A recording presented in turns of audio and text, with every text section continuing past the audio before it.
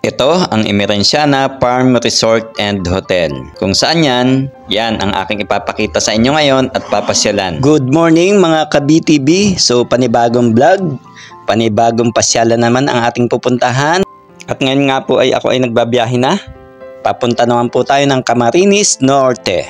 Ito po ang Victor TV at ako po si Vic Silva at ipapakita ko po sa inyo kung anong daan meron dito sa Cam Norte kumpara sa Cam Sur. So tara at samahan niyo po ako.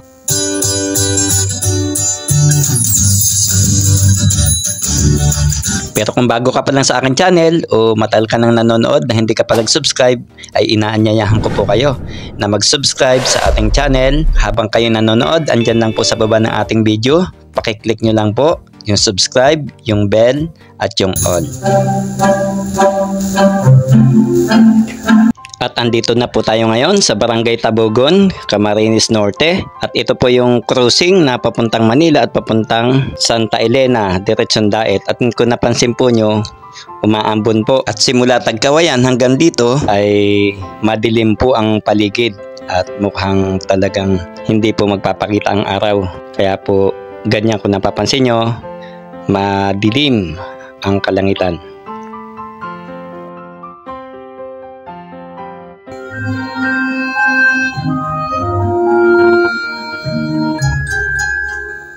At kung napansin nyo, napakaganda po ng kalsada din dito. Pero sa bukod sa magandang kalsada, ano pa napapansin nyo? Nakakaiba dito sa kalsada nila. Pwede po ba? I-comment nyo dyan sa baba ng ating video. Dyan sa comment section at kaya babasahin ko po ng personal at aking pupusuan.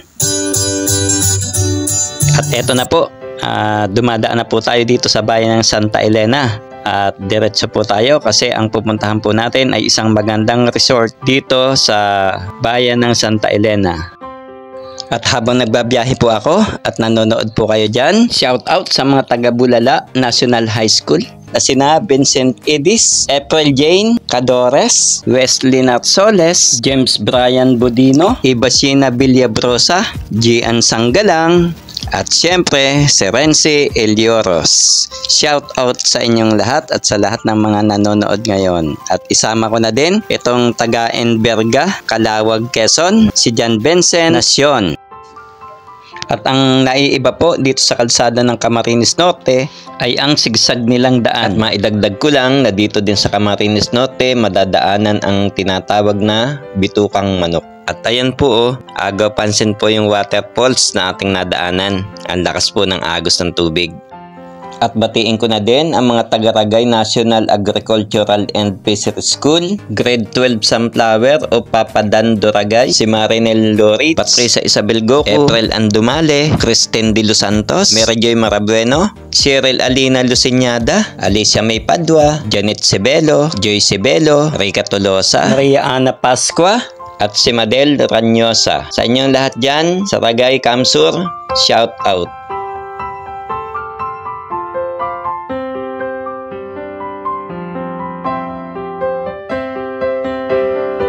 Wow naman, may nakisabay sa akin na ibon. Ayan kita nyo ba?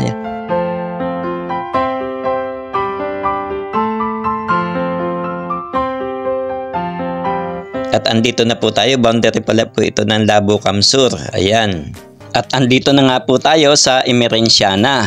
So, ang kagandahan po nito, tabing-tabi po ito ng highway. Kaya pagbaba mo, eto na agad ang bubungad sa'yo. At ito, pasok na po ako sa loob. Tara, samahan niyo po ako.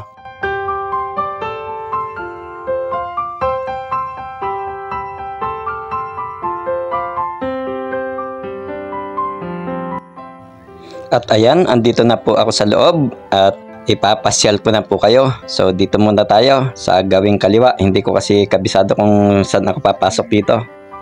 Gawing kanan nga pala po ito, hindi kaliwa.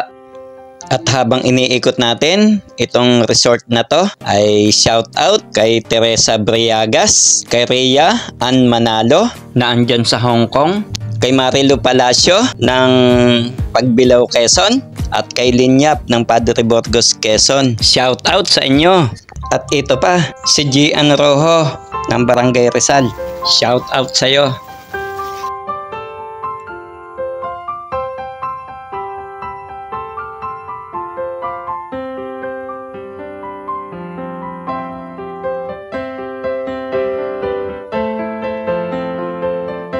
At batiin ko na din si Maricel Evora Lopez at si Tenya Juliet Makaraig na nasa Hong Kong ngayon. At si Dors F. Escolano, andyan din siya sa Hong Kong. Sa inyong lahat at sa lahat ng mga nanonood, shout out at maraming salamat sa suportan nyo sa aking channel. At maraming salamat din sa lahat ng mga nagsipag-subscribe at magsusubscribe pa lang. Salamat sa inyo. At sa ngayon ay 6 months na po ako nagbablog at may 556 na po akong subscriber. At pang 26 po natin ito na video na nagawa. At pinipilit ko pong makagawa ng maganda at maayos na video para po sa inyo. At kung nagustuhan nyo ang video na to, pwede ba mag-like kayo? At pakishare nyo na din ang video natin ngayon. At naalala ko lang nung mag-break-in ako ng motor dito sa umikot ako sa Daet, Cam Norte, ay natanaw ko na ang lugar na to at sabi ko, kailan kaya ako makapunta dito? Kayo, nagbabalak din po ba kayo na pumunta dito o nakapunta na? Pakishare naman sa ating comment section. At kay babasahin ko ng personal at aking pupusuan.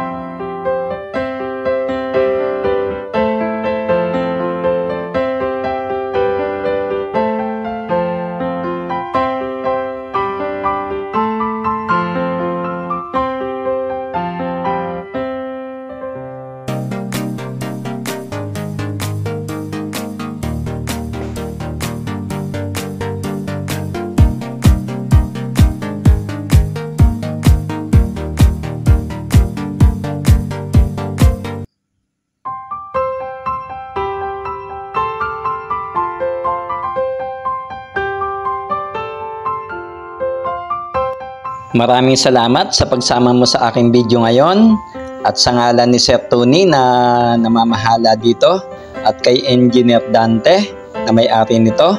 Kung hindi ako nagkakamali, yun ang pangalan niya.